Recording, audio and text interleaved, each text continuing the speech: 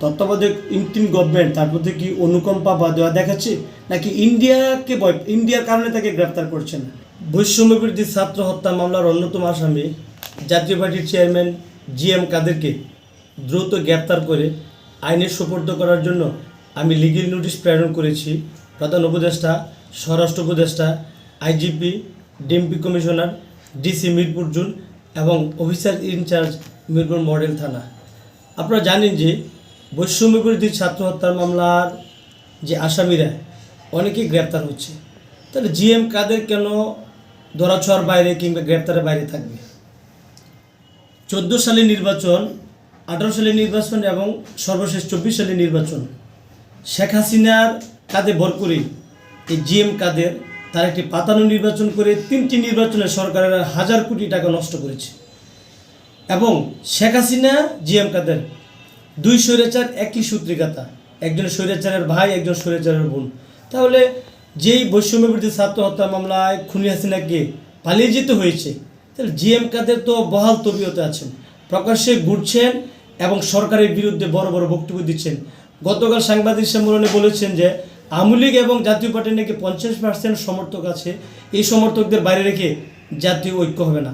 হাস্যকর এবং এটি শেখ হাসিনার একটি ষড়যন্ত্র এবং আওয়ামী লীগের প্রতিনিধিত্ব করার সামিল, যেখানে সারা বাংলাদেশের নেতৃবৃন্দকে প্রধান উপদেষ্টা এক করে ঐক্যবদ্ধ করেছে।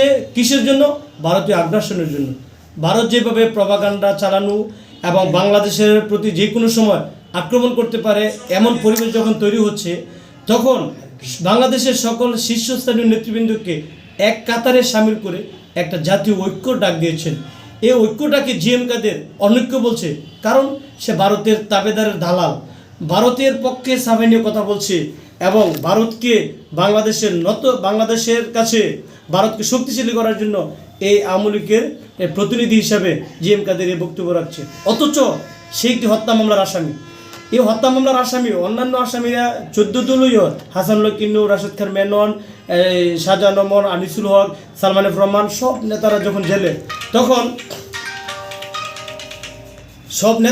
জেলে তখন GM কাদের বাহিরে প্রকাশ্যে চলাফেরা করছে FIR-ভুক্ত আসামি হয়ে, তাকে কেন গ্রেপ্তার করা হচ্ছে না? তত্ত্বাবধায়ক ইন্টিম গভর্নমেন্ট তার প্রতি কি অনুকম্পা বা দেওয়া দেখাচ্ছে, নাকি ইন্ডিয়ার কারণে তাকে গ্রেপ্তার করছে না, নাকি তার সাথে কোনো ধরনের সমঝোতা চলছে? শহীদদের রক্তের সাথে বেইমানি করে যারা বাংলাদেশের 16টি বছর গণতন্ত্রকে হত্যা করে, এদেশের মানুষকে হত্যা করে, ছাত্র জনতাকে হত্যা করে, জোর করে ক্ষমতা থাকার মনোবাসনা 41 সাল পর্যন্ত চেয়েছিল, সেই স্বৈরাচারের অন্যতম দোষর খুনি হাসিনার অন্যতম দোষর এই GM কাদের, সে ছাত্র হত্যার মামলার অন্যতম আসামি হয়ে কি করে বহাল তবিয়ত থেকে সংবাদ সম্মেলন করে ডক্টর মোহাম্মদ ইউনূস এবং যেই সরকারটি বাংলাদেশ ছাত্রদের রক্তের উপর প্রতিষ্ঠিত, এই সরকারের বিরুদ্ধে ধৃষ্টতাপূর্ণ অসদাচরণ কথাবার্তা বলে তা আমরা খুব মর্মাহত হয়েছি।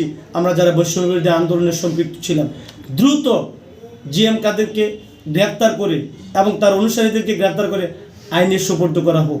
আইন যেহেতু সবার জন্য সমান, তাহলে GM কাদের তো আলাদা কোনো ব্যক্তি নয়, উনিও আইনের আন্ডারে আছে।